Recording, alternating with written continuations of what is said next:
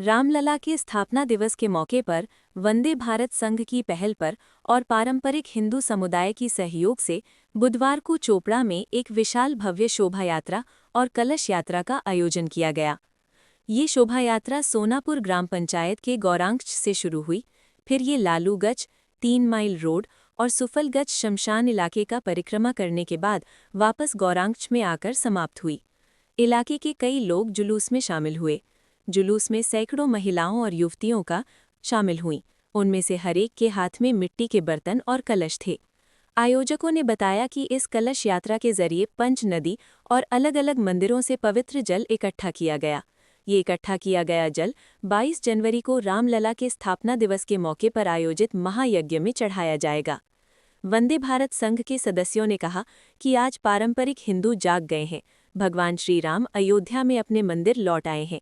ये हमारे लिए बहुत बड़ी जीत का दिन है। जुलूस को लेकर पूरे इलाके में काफी उत्साह देखा गया। चोपड़ा का आसमान और हवा जय श्री राम की आवाज से भर गई।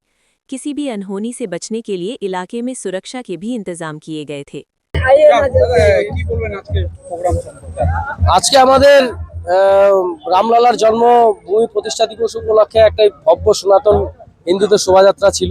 আপনাদের হিন্দুদের জাগরণ দেখতে পাচ্ছেন, একটা আমরা অন্যরকম বাতাবরণ দেখতে পাচ্ছি। তো ক্লিয়ার কাট মেসেজ যে আমাদের সারা দেশে রামরাজ্য প্রতিষ্ঠা হয়েছে, বাংলাতেও রামরাজ্য প্রতিষ্ঠা হওয়ার অপেক্ষায়। তো হিন্দুরা, বাঙালি হিন্দুরা এখন অনেক বেশি সজাগ। তারা তাদের নিজেদের অধিকার বুঝে নিতে চায়। আজকের এই হাজার হাজার লোকের উপস্থিতি তার প্রমাণ দিচ্ছে। আজকের আমাদের এই রামলালা প্রতিষ্ঠা দিবস উপলক্ষে যে অভিষেক আগামীকাল হবে রামলালার, সেই উপলক্ষে তার জল তর্পণের বিষয়ের জন্য মঙ্গল ঘট দিয়ে জল উঠানোর প্রোগ্রাম ছিল এবং আমাদের হিন্দুদের একটি শোভাযাত্রা। সেইখানে আমরা দেখতে পাচ্ছি চোপড়ার বিভিন্ন প্রান্তের প্রায় কয়েক হাজার লোকের উপস্থিতি। এইটা আমাদের কাছে একটা অন্যরকম বার্তা দিতে চলেছে। আশা করছি আগামী দিন বাংলাতেও রামরাজ্য প্রতিষ্ঠা হবে, সেটারই এটা পূর্বাভাস। আর মূলত কি কি প্রোগ্রাম আছে আজকে আমাদের সন্ধ্যা থেকে অধিবাস কীর্তন রয়েছে, রামায়ণ ভজন রয়েছে। আগামীকাল সকাল 10টা থেকে বিরাট মঙ্গলযজ্ঞ। সবার এই মঙ্গল ঘটের উঠানো জল দিয়ে আমরা কালকে মঙ্গল তর্পণ করব এবং মায়েরা তাদের নিজস্ব আত্মীয় স্বজনের মঙ্গল কামনার্থে তারা মঙ্গল ঘটের যেই জল তারা তর্পণ করবে, যজ্ঞে সামিল হবে।